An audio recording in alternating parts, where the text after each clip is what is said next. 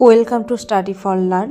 আজকে আমি তোমাদের সাথে নবম শ্রেণীর একটা কবিতা, যেটা হলো নোঙর, অজিত কুমার দত্তের লেখা, সেই কবিতার সহজ সরল আলোচনার মাধ্যমে কবিতার ব্যাপারে তোমাদের সাথে আলোচনা করব। তাহলে চলো, আজকের আলোচনার বিষয় হলো নোঙর, অজিত দত্তের।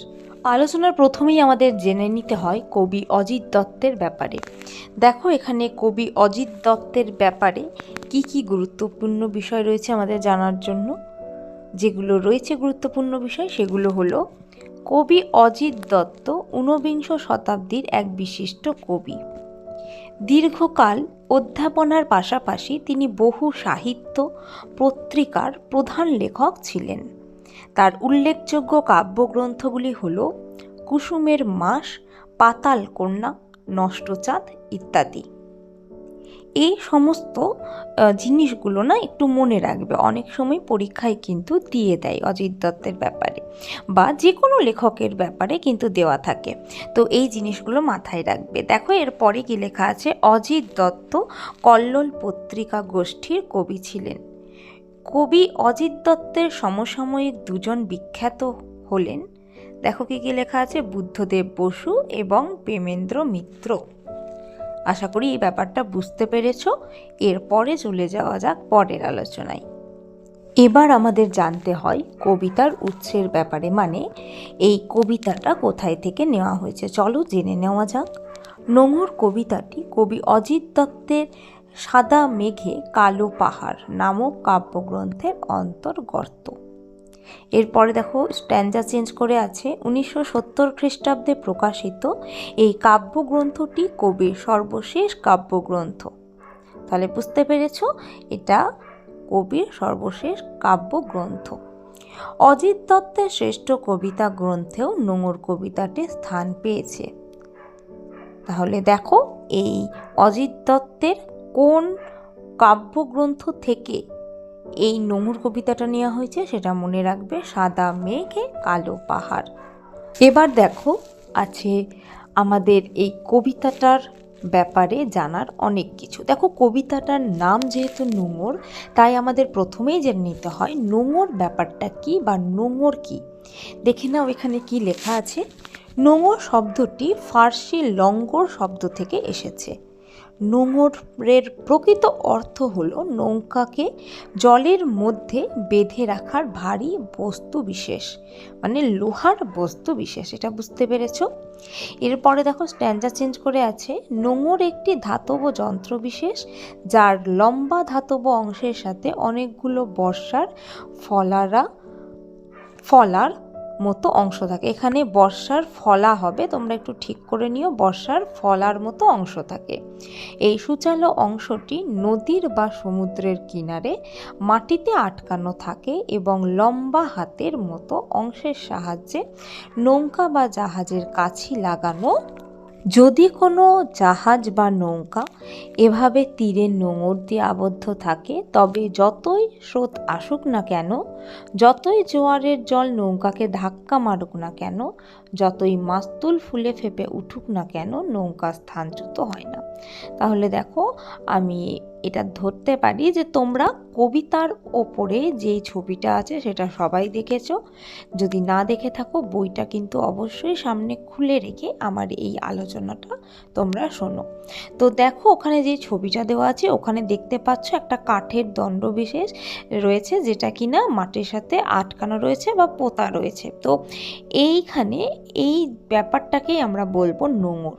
বুঝতে পেরেছো? এর কাজ কি? এর কাজ হলো নৌকাকে তীরের সাথে ধরে রাখা, যাতে করে নৌকা সে তোমার ঝড় হোক বাদল হোক যেভাবেই হোক, নদীর জলে বা সমুদ্রের জলের স্রোতে কখনোই ভেসে না যায়। আশা করি এটা বুঝতে পেরেছো, এটা এখানে বলা হয়েছে। এর পরের পয়েন্ট আছে, দেখো, কবিতায় নোঙরের অর্থ। এখানে কি বলা হয়েছে, আলোচ্য কবিতায় নোঙরের মাধ্যমে মানব জীবনের বন্ধনের কথা বলা হয়েছে, অর্থাৎ সম্পর্ক, কর্মজীবন, দায়িত্ব, কর্তব্যবোধের যে বাঁধন তার কথা বলা হয়েছে। মানেটা কি দেখো, আমাদের জীবনে আমরা অনেক কিছুই চাই, তাই তো? কিন্তু অনেক কিছু চাইলেই কি আমরা সেগুলোর জন্য ছুটে যেতে পারি? পারি না। কেন পারি না? তার একটাই কারণ হলো যে বাধা। ধরে নাও কোনো একজন মানুষ কোনো একটা চাকরি করছে, তো ও চাইলেই কি সমস্ত জায়গায় যেতে পারবে? পারবে না। কোনো অনুষ্ঠান বাড়ি যেতে পারবে? পারবে না। কেন পারবে না? তার একটাই কারণ হলো যে সেও কিন্তু বাধা রয়েছে। কোথায় বাধা রয়েছে? তার কর্মজীবনের সাথে, তার দায়িত্বের সাথে। দায়িত্বটা কি দেখো, তার ওপর ডিপেন্ড করে কিন্তু তার ফ্যামিলি চলছে, তাই না? তো তার ফ্যামিলির প্রতি তার দায়িত্ব আছে, সেই দায়িত্ব কিন্তু কখনোই সে অস্বীকার করতে পারে না। তো তার জন্যই সে কিন্তু চাইলেই সমস্ত জায়গাতে যেতে পারবে না, অর্থাৎ তার কাছেও কিন্তু একটা বাঁধন আছে, এটাই এখানে বলতে চাওয়া হয়েছে। তো নোংরটা আসলে কি করছে? আমাদের জীবনের বাধা, যার জন্য আমরা সামনের দিকে এগোতে পারি না, এটাই বলা হয়েছে। যারা সাধারণত ভাবুক, রোম্যান্টিক, সৃষ্টিশীল, তারা বাস্তব সংসারের বাঁধন ছিঁড়ে অজানার উদ্দেশ্যে 7 সমুদ্রে পাড়ি দিতে চান। কিন্তু কর্মময় দায়িত্ব কর্তব্যবোধের নোঙরে তা বাধা পড়ে যায়। কবি সৃষ্টিশীল মনোকল্পনার জগৎ ও কঠিন বাস্তবের জগতের সঙ্গে সংঘাত করেন। তার মানে কি হলো দেখো, এখানে যারা ভাবুক, যারা একটু সাহিত্য বিষয়ে চর্চা করে বা লেখালেখির সাথে জড়িত, তারা কিন্তু সমস্ত সংসারের বাঁধন ছেড়ে ফেলে এমন একটা জায়গায় যেতে চায় যেখানে কিনা খালি প্রকৃতির স্নিগ্ধ বাতাস রয়েছে, তাই তো? কিন্তু সে কি চাইলেই যেতে পারবে? কখনোই পারবে না। কারণ কি? কারণ তার কর্মময়তা, তার দায়িত্ব, তার কর্তব্য সমস্ত কিছুই দিয়েই সে বাধা পড়ে রয়েছে, ঠিক নোঙরের মতো। মানে যেখানে আমাদের এই কি বলবো, বাধা বিপত্তি, এই সমস্তগুলো নোঙর, এখানে এটাই বলতে চাওয়া হয়েছে। এর পরের পয়েন্ট আছে দেখো, আসলে কবি মেনে নিতে পারেন না দৈনন্দিন জীবনের সীমাবদ্ধতা, কিন্তু আবার এই সীমাবদ্ধতা অর্থাৎ নোঙরের বাঁধনও তিনি ছিন্ন করতে পারেন না। তাই কবির জীবন চিরকাল নোঙরে পড়ে থাকে। এর মানেটা কি দেখো, এখানে বলতে চাওয়া হয়েছে কবি কখনোই মেনে নিতে পারেন না দৈনন্দিন জীবনে যে তার একটা সীমাবদ্ধতা আছে, তাকে এতটাই কাজ করতে হবে বা এতটাই কিছু করতে হবে, সমস্ত কিছু একটা সিস্টেমে চলবে বা সমস্ত কিছুর একটা এন্ডিং লাইন থাকবে। কিন্তু আবার এই সীমাবদ্ধতা অর্থাৎ নোঙরের বাঁধনও তিনি ছিন্ন করতে পারেন না, কারণ তিনি এটা যেমন মেনে নিতে পারে না, সেটা কিন্তু সে ছিন্নও করতে পারে না। তাই তো এটাই বলেছে, তাই কবির জীবন চিরকাল নোঙরে বাঁধা পড়ে থাকে। অবশ্যই কেউ হয়তো কিছু মেনে নিতে পারছে না, প্লাস সেটাকে ছাড়তেও পারছে না, ছিন্নও করতে পারছে না দায়িত্ববোধের জন্য, তাহলে এইভাবেই তো তার জীবনটাও বাঁধা পড়ে থাকছে, এটাই এখানে বলতে চাওয়া হয়েছে। এবার তাহলে চলো আমরা আলোচনা করে নিই নোঙর কবিতার এক একটা লাইনের অক্ষর ভিত্তিক পুঙ্খানুপুঙ্খ বর্ণনা। নোঙর কবিতার প্রথম লাইনই আছে দেখো, পাড়ি দিতে সিন্ধু পাড়ে, নোঙর গিয়েছে পড়ে তটের কিনারে, সারা রাত মিছেদার টানি। এখানে দেখো এই লাইনটার মাধ্যমে কবি কি বোঝাতে চেয়েছেন। এই রূপকধর্মী কবিতাটিতে কবির মন সিন্ধু পার অর্থাৎ বহু দূরের জগতের ডাকে সাড়া দেওয়ার জন্য উদ্বেল হয়ে উঠেছে।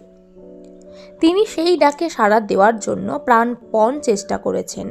সারা রাত তার মনের মধ্যে অনুরণিত হতে থাকে বিশেষ কিছু করার স্বপ্ন, যা কবিতায় সারা রাত ডাক টানার সঙ্গে তুলনা করা হয়েছে। এর মাধ্যমে দেখো কবি বোঝাতে চেয়েছেন যে এখানে সিন্ধু তীরে মানে বহু দূরে কবি কিন্তু যেতে চাইছেন, কিন্তু তার জীবনের দায়িত্ব কর্তব্য বোধ তাকে কিন্তু যেতে দিচ্ছে না। ঠিক যেমন নৌকাকে নোঙর সেই তীরে বেঁধে রাখে, অন্য কোনো জায়গায় নৌকার ইচ্ছা হলেও সে কিন্তু স্রোতের সাথে ভেসে যেতে পারে না। তো মানুষের বাস্তব জীবনের সঙ্গেই কিন্তু এই কবিতাটা তুলে ধরা হয়েছে। এর পরের লাইন আছে দেখো, জোয়ারের ঢেউগুলি ফুলে ফুলে ওঠে এ তরীর মাথা ঠুকে সমুদ্রের দিকে তারা ছোটে। এই লাইনের মানে কি বলা হয়েছে দেখো। জোয়ারের সময় নদীর জলরাশি স্ফীত হয়ে ওঠে, তটে বাঁধা নৌকাকে নদীর স্রোত আঘাত করে, কিন্তু নৌকা নোঙর দিয়ে বাঁধা থাকার কারণে স্রোত নৌকাকে ভাসিয়ে নিয়ে যেতে পারে না। স্রোতগুলি তরীকে ভাসিয়ে নিয়ে যাওয়ার ব্যর্থ প্রচেষ্টা করে, সমুদ্রের দিকে বয়ে চলে। ঠিক তেমনই কবির মনও সাম্প্রতিক নানা ঘটনায় উদ্বেলিত হয়ে ওঠে। কিছু করার ইচ্ছা জোয়ারের জলের মতোই বারবার মনের তন্ত্রীতে আঘাত করতে থাকে, কিন্তু সামাজিক বন্ধনে আবদ্ধ জীবনতরীকে স্থানচ্যুত করতে পারে না। ঘটনা প্রবাহ অবিরাম তার পরিণতির দিকে ছুটে চলে। এর মানেটা হলো, বুঝতে পেরেছ কি, যে নৌকা কখনোই কিন্তু ওই নোঙরে বাঁধা থাকা অবস্থাতে জোয়ারের ঢেউয়ের সাথে চলে যেতে পারে না। আমাদের জীবনও তাই, তাই না? আমাদের জীবনে দেখো এত দায়িত্ব কর্তব্য আছে যে আমরা কিন্তু চাইলেই এখান ওখান চলে যেতে পারবো না, কারণ আমাদের ওপর একটা দায়িত্ব আছে। আমরা যদি ছাত্রও হই বা আমরা যদি বড়ও হয়ে যাই, বা আমাদের বাবা মা, সবার কিন্তু দায়িত্ব আছে। ছাত্রদের দায়িত্ব পড়াশোনা করা, বাবা মায়েরকে দেখা, বাবা মায়ের সাথে থাকা, বাবা মায়ের কর্তব্য ছেলে মেয়েকে দেখা, সংসারকে পালন করা, লালন পালন করা। তো সবার জীবনে যেই ওই দায়িত্বটা আছে, সেই দায়িত্ব থেকে কিন্তু কখনোই কেউ মুখিয়ে যেতে পারে না, এটাই এখানে বলতে চাওয়া হয়েছে। এর পরের লাইন আছে দেখো, তারপর ভাটার শোষণ, স্রোতের প্রবল প্রাণ করে আহরণ, জোয়ার ভাটায় বাধা এ তটের কাছে, আমার বাণিজ্য তরী বাধা পড়ে আছে। এখানে কি বলতে চাওয়া হয়েছে দেখে নাও। জোয়ারের বিপরীতে ভাটার অবস্থান, এটা আমরা সবাই জানি, জোয়ার হলেই তার অপোজিটে ভাটা হয়। জোয়ারের জল স্ফীত ভাটায় অন্তর্হিত, স্রোতের দুদুর্দমনীয় গতিপথ হয় রুদ্ধ। তেমনি কবির মনের প্রবল ইচ্ছেকে কার্যকর করতে না পারার অসহায়তা কবি মনকে করে তোলে ম্রিয়মাণ, যা হলো কবিতায় বর্ণিত ভাটার শোষণ। সাংসারিক জীবন তটে আবদ্ধ কবির জীবনতরী জোয়ার ভাটার স্রোতে আন্দোলিত হয়। কবির মনের ইচ্ছেকে বশ্যতা স্বীকার করে নিতে হয় সামাজিক বন্ধন স্বরূপ নোঙরের কাছে। দেখো, ভাটার শোষণ মানে হচ্ছে এখানে যে কবির মন অনেক কিছুই করতে চায়, কিন্তু কবি কি করতে পারছে না। বা আমরা সাধারণ মানুষও তো অনেক কিছু করতে চাইলে এখান ওখান যেতে পারি, কিন্তু যেতে পারবো কি পারবো না, তার একটাই কারণ আগেই বলেছি, আমাদের দায়িত্ববোধ, আমাদের কর্তব্যবোধ, এই সমস্ত জিনিস। তো কবি মন কখনোই পারছে না তার যা ইচ্ছে তাই করতে। তো এই না করার, না চেষ্টা করার বা না পারার যে একটা বেদনা, সেটা কিন্তু কবির মনকে দুঃখ দিয়ে দিচ্ছে, দুঃখে আবদ্ধ করছে। তো এই দুঃখটাকেই কিন্তু এখানে কবি ভাটার সাথে, ভাটার শোষণ মানে কি হচ্ছে, ভাটা যেরকমভাবে মানুষের কি করে, যে জোয়ার আসলে ভাটাটা কি করে নেয়, কোনো কিছু একটা দিক বোঝায় যে যেখানে কোনো কিছু ওরকমভাবে ফুলে ফেপে ওঠা নেই, তাই তো, এরকমভাবেই এই অর্থেই তো ভাটা বোঝানো হয়। তাহলে মানুষের মনেও কিন্তু ওই ভাটার অবস্থা, আমরা যদি বলি আমাদের ভাটা চলছে, ভাটা মানে কি, একটা খারাপ অবস্থা, সেই খারাপ অবস্থার যে শোষণ, কবির মনে ওই খারাপ অবস্থার শোষণ চলছে, কারণ তার যা ইচ্ছে সমস্তগুলো কিন্তু সে করতে পারছে না তার জন্য। এর পরের লাইন আছে দেখো, যতই না দাঁড় টানি, যতই মাছ তুলে বাঁধি পাল, নোঙরের কাছে বাধা তবু এই নৌকা চিরকাল। এর মানে হলো, দেখো কবি কি বলতে চেয়েছে, মাস্তুল হলো নৌকার মাথায় কাঠের অংশ বিশেষ, যার সঙ্গে কাপড় বেঁধে দেওয়া হয়। যখন হাওয়া বইতে থাকে নৌকাও তরতর করে সেই হাওয়ার সঙ্গে এগিয়ে যেতে থাকে। খুব জোরে হাওয়া দিলেও, পালে হাওয়া লাগলেও নোঙরে বাঁধা নৌকা একই জায়গায় স্থির থাকে।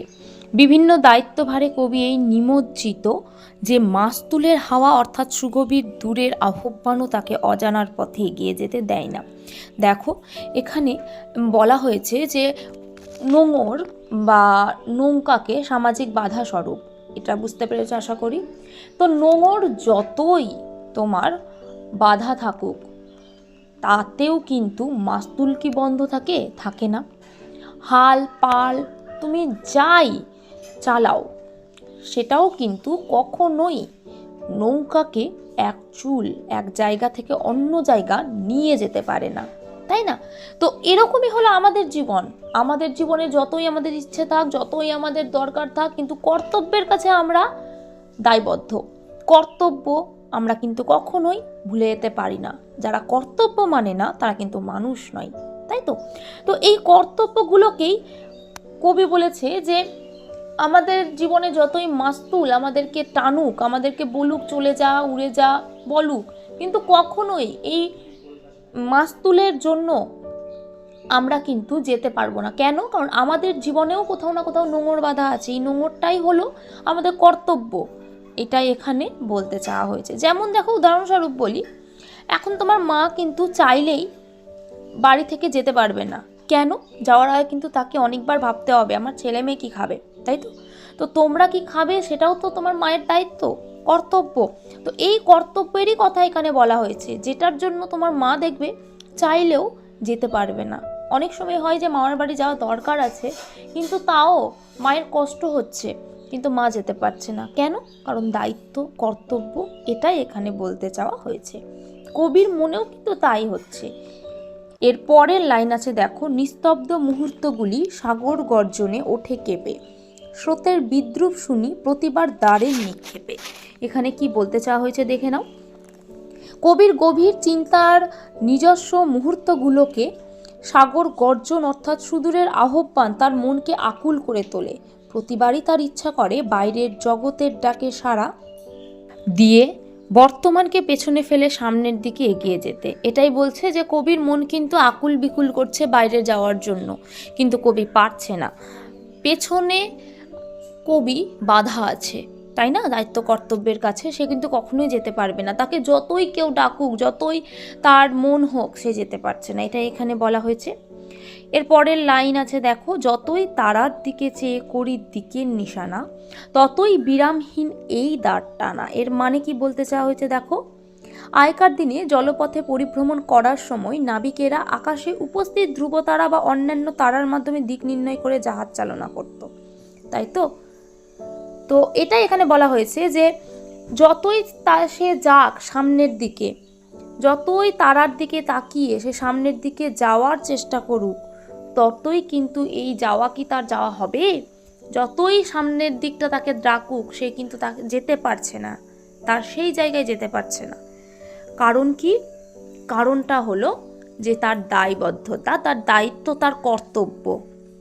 তো সামনের দিকে তারা বা যে কেউই তাকে ডাকুক, তাহলে তার সেই দিকে ভাবনাটা কি হচ্ছে, তার সেই ভাবনা করা আমি ওখানে যাব, যেতে পারবো, এই জিনিসটা কি বৃথা, ব্যর্থ, মিছে।